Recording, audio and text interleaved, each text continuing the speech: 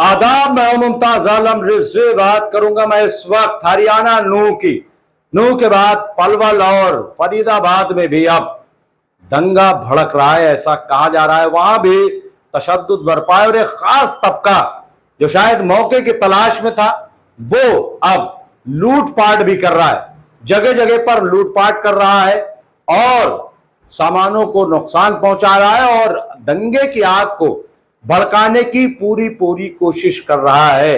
एक बड़ा सवाल यह है कि अगर सरकार ये चाहती है कि हालात काबू में रहें तो फिर ये जो दंगाई हैं जो 60 और 70 और 80 और 100 की तादाद में हुजूम की शक्ल में निकल रहे हैं, इनको रोका क्यों नहीं जा रहा है?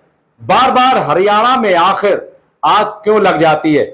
इससे पहले हमने देखा है कि 40,000 करोड़ का हरियाणा को नुकसान हो गया था, हालांकि तब रिजर्वेशन का मामला था। इसके बाद राम रहीम के मामले में और कई ऐसे मामले हैं जब हरियाणा को जलाने की कोशिश की जाती है और इसमें एक खास तबका आता है जो लूटपाट करता है। अब यहां तो चूंकि चुनाव की तैयारी है, 2024 से पहले ऐसा लग रहा है कि कोई बहुत बड़ी साजिश हो रही है और देश में नफरत का माहौल पैदा किया जा रहा है।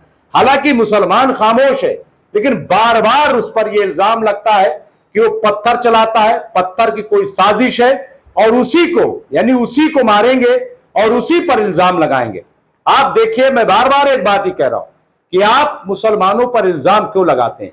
बाबरी मस्जिद उसने खो दी, जब फैसला आया तो उसने सुप्रीम कोर्ट के फैसले को माना और कहीं भी कोई दंगा नहीं हुआ, कहीं से पत्थर नहीं चले, कहीं बवाल नहीं हुआ। अभी आप ज्ञान वापी के मामले में देखिए कि अदालत में लड़ना अलग चीज है, क्योंकि संविधान ने मुसलमानों को इस बात की इजाजत दी है कि वो अदालत जाए, अदालत में मुकदमा लड़े और अदालत जो फैसला कर दे वो मान ले। लेकिन इसके बावजूद आप देखिए कि अलग अलग तरीके से महाराष्ट्र में क्या हुआ, उत्तराखंड में क्या हुआ, हिमाचल प्रदेश में क्या हुआ, राजस्थान में और अब यहां नूह हरियाणा में। इससे पहले नासिर और जुनैद को जिस तरीके से जलाकर मारा गया, मोनू मनेसर जो है, जो इसका सरगना था, उसको बचाने की बार बार कोशिश की गई। कहीं महापंचायत कर दी जाती है, कहीं सरकार उसके साथ आ जाती है और कहीं भाजपा जो है उसका साथ देने लगती है। अभी भी इस मामले में जो वीडियो वायरल हुआ है उसमें साफ साफ है कि तमाम लोगों को जमा करने के लिए जो जिम्मेदार है वो मोनू है। लेकिन अनिल विज जो गृह मंत्री हरियाणा के, वो ये कह रहे हैं कि इसमें तो ऐसा नहीं है, वो तो ऐसे ही यात्रा में जमा होने के लिए कह रहे हैं। सवाल यह है कि सरकार क्यों फेल हो जाती है? यह सरकार की जिम्मेदारी थी, यह सरकार का काम है कि अगर दंगा कहीं होने का शक है तो वहां बड़ी फोर्स लगाई जाए।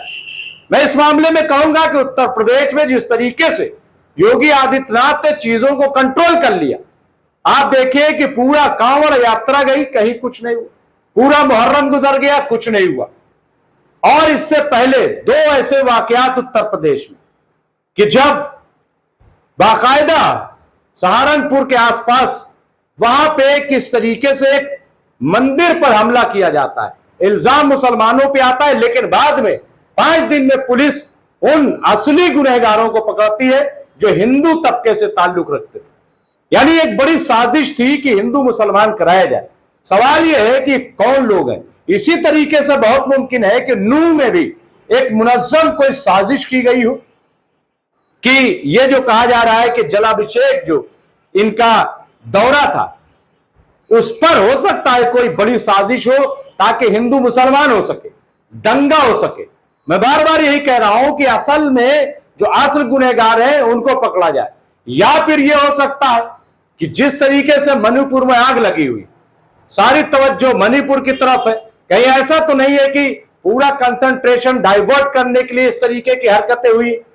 ये जो कुछ भी हो रहा है, मैं समझता हूं कि बहुत ही अफसोसनाक है और खबर ही आ रही है कि अब नूह से मामला जो है फरीदाबाद से वल्लभगढ़ ये पहुंच गया है। रघुवीर कॉलोनी में और मंझावली, ये 2 जगह जहां पे फिर एक मुकद्दस मकाम को यानी मस्जिद ही होगी। वहां पे बताया जा रहा है कि 70 से 80 लोगों ने हमला कर दिया और वहां पे जो माइक था, लाउड स्पीकर था, किताबें थी, इन तमाम चीजों को वो लूट कर ले गए, ऐसा कहा जा रहा है। सवाल यह है कि पुलिस चौकन्नी क्यों नहीं, हाई अलर्ट क्यों नहीं है, फोर्स क्यों नहीं है, और इतने गिरोह में लोग कैसे जमा हो रहे हैं? क्या यह सरकार की जिम्मेदारी नहीं है? क्या अब इतनी भीड़ को जमा ना होने दिया जाए? ये एक बड़ा सवाल है। वहां पे जो रजा मोहम्मद है, जो केयर टेकर है मस्जिद के, उन्होंने बताया कि काफी खौफ है और जो लोग हमलावर थे वो मुंह पे कपड़ा बांधे हुए थे। तो ये एक बड़ा सवाल है कि ऐसे भीड़ इतनी कैसे जमा हो रही और कौन इनकी सरपरस्ती कर रहा है? सरकार क्या सिर्फ बयान देगी कि हालात काबू में है, 116 लोग अरेस्ट किए गए हैं, ये ठीक है, लेकिन अगर एक खास तबके को अरेस्ट किया जाएगा और दूसरे जो दंगाई हैं, जो असल मुजरिम है, अगर उनको छोड़ा जाएगा तो मैं समझता हूं कि फिर तो हालात काबू में नहीं होंगे। और अगर गुंडों और बदमाशों को छोड़ दिया गया तो मैं फिर कह रहा हूं कि पूरे हरियाणा में आग लग जाएगी। और इन गुंडों बदमाशों का मामला जो है वो लूटपाट से, ये खुल्लम खुल्ला जो रात में लूटपाट करते हैं, गाड़ियों को लूटते हैं, उनको ये मौका मिल जाता है धर्म के नाम पर लूटने का। तो ये धर्म के नाम पे जो लूट शुरू हो रही है, इस पर चाहिए सरकार को कि वो काबू पा जाए और हालात खराब न होने पाए। हिंदू मुस्लिम करके अगर कोई राजनीति करना चाहता है तो मैं समझता हूं कि ये बहुत ही शर्मनाक है। और सरकार में जो लोग भी हैं, मैं बीजेपी को भी कहना चाहता हूं कि हिंदू मुसलमान करके अब राजनीति नहीं हो पाएगी, उससे आप जीत नहीं पाएंगे।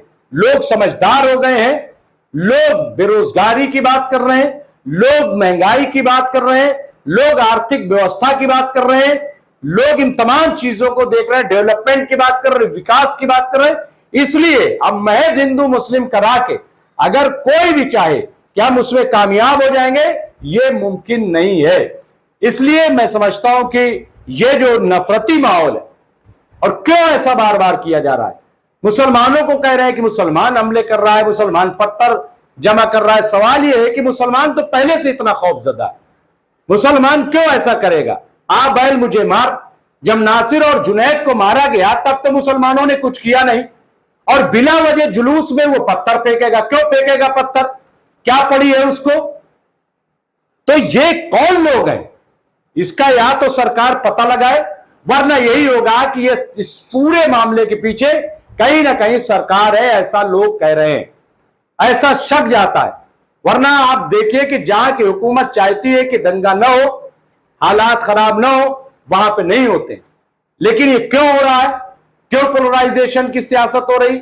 और इससे कहीं कुछ बड़ा नुकसान न हो जाए, ऐसा जो माहिरीन है वो कहते हैं। इसलिए मुझे लग रहा है कि इन तमाम चीजों को देखना चाहिए।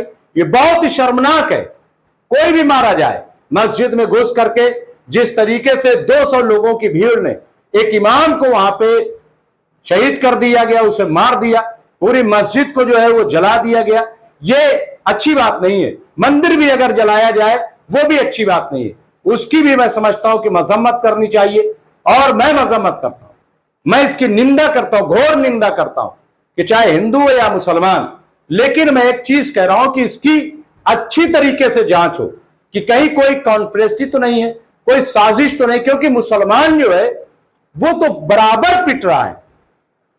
नासिर और जुनैद से पहले भी कितने लोगों को लिंच किया गया, फिर एक मजदूर तबका जो है वो क्यों पत्थर चलाएगा जुलूस पर? वो हरगिज नहीं चलाए, तो कौन है पत्थर चलाने वाले?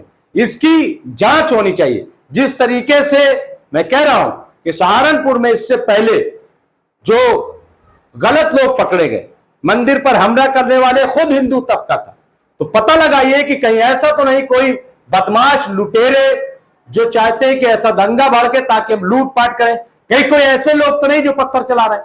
फिर पूरे देश में आप देखिए कि हर जगह ये कह दिया जाता है मुसलमान पत्थर, भाई क्यों चलाएगा पत्थर? जब कोई बड़ी घटना होती तब वो चलाता नहीं है, आपके जुलूस में चला देगा। मैं समझता हूं कि इन तमाम चीजों पर गौर करना चाहिए, देखना चाहिए, और अगर वाकई मुसलमानों की तरफ से कहीं कुछ हुआ है तो असली गुनहगारों को पकड़ना चाहिए।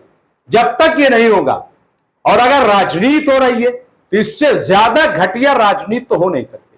इससे ज्यादा खराब सियासत तो हो नहीं सकती और ऐसी सियासत का कोई फायदा नहीं है।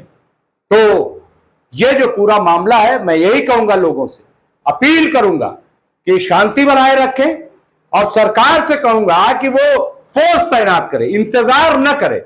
ये जो नूह से निकल करके हालात जो है वो अब पलवल और फरीदाबाद तक पहुंच गए, तो और आगे न बढ़े और दंगा न बढ़ के, इसके लिए पुलिस को, सरकार को अभी चाहिए कि बड़े पैमाने पर फोर्स तैनात कर दे और वहां जो धारा 144 है उसके तहत लोगों को रोका जाए, भीड़ जमा न हो, तभी जो है हालात काबू में आएंगे। वरना अगर आग भड़क गई तो मैं फिर कह रहा हूं कि ये लुटेरे हैं कुछ लोग और वो मौके का फायदा उठाएंगे और इसमें सबका नुकसान होगा, सबका नुकसान होगा। इसलिए दूसरा मणिपुर हरियाणा फिलहाल न बने, इसका ख्याल रखना बहुत जरूरी है। और मुसलमानों पर बार बार इल्जाम लगा करके, मुसलमानों को बार बार ये, अभी एक साहब बीजेपी के कह रहे कि आखिर मुसलमानों में इतनी नफरत कहां से आ गई, आप बताइए। क्या अभी जो ट्रेन में लोग मारे गए वो मुसलमान ने मारा? हाँ, नासिर और जुनैद को जलाकर किसने मारा? अभी ये जो हमला हुआ ये मुसलमानों ने क्या किया? तो कहां से नफरत? साजिश कोई करे, इल्जाम मुसलमानों पर, यह ठीक नहीं है। बहुत